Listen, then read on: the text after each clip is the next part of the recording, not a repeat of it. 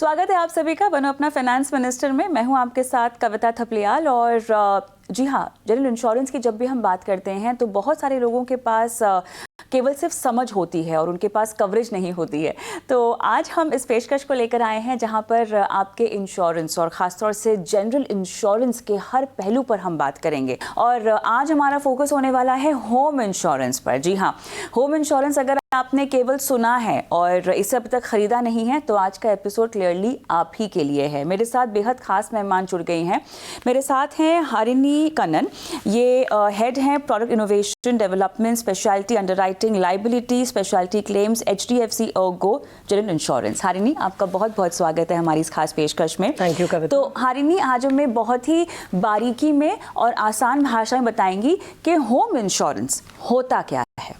Sure.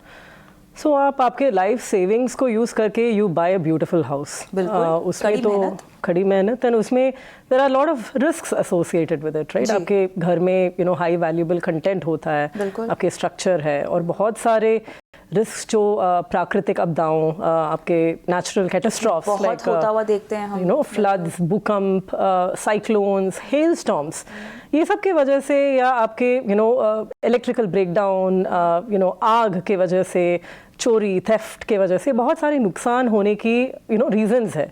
सो ये सब आपके कड़ी मेहनत, you put your life investment and you build a home and उसमें आपने चुन के you filled your home with your favourite belongings, उसको इंश्योर करना तो बहुत इम्पॉर्टेंट ही है।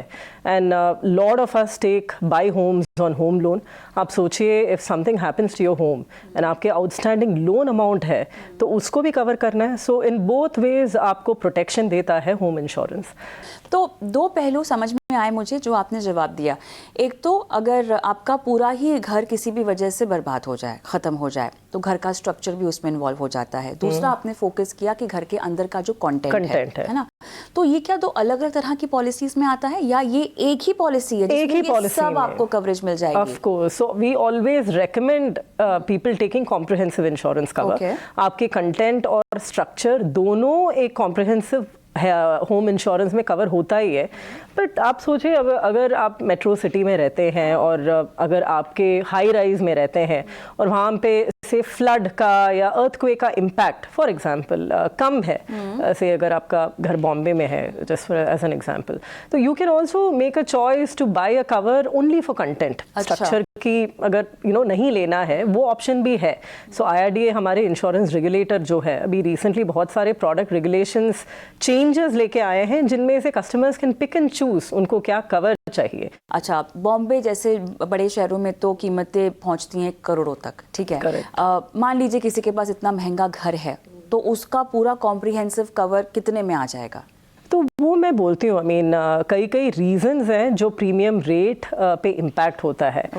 एक है आपके स्थान या location, so where your house is located. अगर आपके घर ऑब्वियसली ये सब प्राकृतिक आपदाओं के लोकेशन में है तो आपके प्रीमियम रेट पे इम्पैक्ट हो सकता है। यानी अगर आप पहाड़ वगैरह में घर लिया है और हेल स्टॉर्म्स का अगर इम्पैक्ट ज्यादा है फॉर एग्जांपल, या आपके लोकेशन हाई अर्थक्वेक जोन में है तो वहाँ पे प्रीमियम इम्पैक्ट हो सकता है।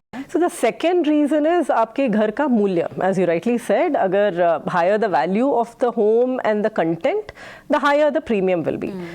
The third reason would be आपके घर का उम्र। So अगर आपका पुराना है आपका, then the cost of repair, reconstruction ज़्यादा हो सकता है, तो उसका भी इम्पैक्ट होता है प्रीमियम में। The next reason would be आपका सुरक्षा सुविधाएं। अगर आपने घर में if you have installed security features like fire alarm, smoke alarm, maybe burglary या थेफ्ट रिलेटेड सिक्योरिटी फीचर्स, अगर ये सब आप इंस्टॉल कर चुके हैं तो इसमें आपका प्रीमियम का इम्पैक्ट हो सकता है। कम होता है बिकॉज आपने बहुत सारे प्रिवेंटिव मेजर्स लिए हैं, जैसे फायर अलार्म या स्मोक अलार्म है तो you are able to sense an oncoming fire incident, so उससे कम हो सकता है। देन एक और है आपके कवरेज और डिडक्टिबल। जैसे मैंने आपको बताया, कॉम्प्रिहेंसिव अगर होम इंश्योरेंस लेना है, मैक्सिमम सम इंश्योर्ड और कम डिडक्टिबल पे आपको लेना है तो उसका प्रीमियम इम्पैक्ट होता ही है। तो वैसे मैंने बोला, मैं तो we always recommend taking a comprehensive cover, but it really depends on the individual's need. तो मान लीजिए मैंने कॉम्प्रिहेंसिव कवर ना लेके एक बेस कवर ले लिया, कैसा कुछ होता है, आप बेस कवर ले लीजिए, उसके बाद आपको अगर राइडर लेना हो तो आप कुछ राइडर्स ले सकते हैं, क्या इसका प्रावधान है? जैसे मैंने आपको बताया, बेस कवर तो आपके structure, content against natural disaster, आपके फायर, थेफ्ट, इलेक्ट्रिकल ब्रेकडाउन, ये सब तो कवर करता ही है। एड ऑन कवर्स में जैसे मैंने बताया आपको, कॉस्ट ऑफ रेंटल अकोमोडेशन, आपके स्मार्ट साइबर कवर, ये सब आपके एड ऑन्स की तरफ you can always build on your base cover. घर लिया है और किराए पे दिया है तो मैं उसको कवर करवा सकती हूँ? हाँ बिल्कुल, आप अगर लैंडलॉर्ड है और आपने घर को किराए पे दिया है तो बिल्कुल आप ले सकते हैं, but you need to declare this to the insurance company, क्योंकि आप घर में नहीं रहते हैं। बट वैसे तो मैं बोलती हूँ आप स्ट्रक्चर का एज अ लैंडलॉर्ड कवर तो ले ही लेंगे, बट कंटेंट का जो कवर है, जो आपके टेनेंट्स आके यूज करेंगे, उनके लिए टेनेंट्स को कवर लेना पड़ेगा। So I will always recommend, आप अगर लैंडलॉर्ड हो तो आप तो ले लोगे cover, but you have to declare to the insurance company कि आप लैंडलॉर्ड है, तो लैंडलॉर्ड स्पेसिफिक कवर होगा। क्लेम को लेकर जानकारी चाहिए मुझे। एक तो क्लेम कैसे करें और किन किन सूरतों में आपका होम इंश्योरेंस का क्लेम रिजेक्ट हो सकता है? पहली बात ये है कि you have to immediately inform the insurance company after you have faced a particular loss. जो इमीडिएटली आपके इंश्योरेंस एडवाइजर, लेकिन अब कैसे लैंडस्लाइड हो गया, किसी का घर ढह गया अर्थक्वेक में, तो इमीडिएटली कैसे करेगा? अगर नेचुरल कैटास्ट्रोफी हो गया तो obviously there is a reasonable time limit within which you can, of course वो होता ही है। तो but as quickly as possible आपको इंटीमेट करना पड़ेगा इंश्योरेंस कंपनी को। You can do that through your insurance advisor. आप वेबसाइट में जाके नोटिफाई कर सकते हैं, कॉल सेंटर में कॉल करके नोटिफाई कर सकते हैं। उसके बाद आपका जो भी एविडेंस है जिससे प्रूव होता है कि डैमेज हुआ है, देन एंड देयर जितना जल्दी हो सकता है वो कलेक्ट कर लीजिए। टेक फोटोग्राफ्स, वीडियोस ले लीजिए, ये सब एविडेंस इकट्ठा करके। क्या मियाद होती है ये सब डिटेल्स देने की? कोई डेडलाइन होती होगी ना कि अभी आपके साथ ये हुआ है, इतने दिनों के अंदर आपको ये सब कर देना है? सो टिपिकली देखिए, अगर आपका चोरी हो गया है तो we normally recommend within 7 days आपको FIR रिपोर्ट करके you will have to file the claim. तो आई थिंक ये सब है, it really depends on the circumstances. जैसे आपने बताया नेचुरल कैटास्ट्रॉफ हो गया, आपका इलेक्ट्रिसिटी लाइंस कट हो गए, आपके एक्सेस नहीं है, तो obviously there is a reasonable time insurance companies भी देते हैं within which you can report a particular claim. तो रिजेक्ट कैसे होता है फिर? So reject तभी होता है in very remote cases where we see an instance of a fraud being happening. अगर wrong reporting होता है और fraudulent cases of fire, arson जो है वो अगर सब होता है, और अगर proper FIR evidence नहीं होता है burglary या theft का, ये सब के वजह से these are leading causes of rejection. Alright, चलिए पहलू तो बहुत सारे हैं होम इंश्योरेंस में जिस पर हमें बातचीत करनी है, लेकिन मेरा समय समाप्त हो गया है। बहुत बहुत धन्यवाद आपका, समय निकाला आपने। Thank you. HDFC ERGO general insurance ने अपने ग्राहकों की ज़रूरतों को पूरा करने के लिए डिज़ाइन किए हैं विभिन्न बीमा उत्पाद।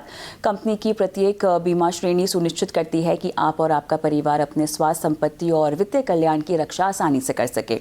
मजबूत बीमा समाधानों के अलावा HDFC ERGO ने अगली पीढ़ी को इंश्योरेंस की अहमियत पर एजुकेट करने के लिए शुरू की है HDFC ERGO insurance awareness award junior quiz जैसी कई रोचक पहल। और हमारे दर्शक टाइम्स नेटवर्क पर बने रहें और यहाँ बने रहकर आप HDFC ERGO insurance awareness award junior quiz 2024 in partnership with times network की विशेष अपडेट्स और हाइलाइट्स भी देख सकते हैं।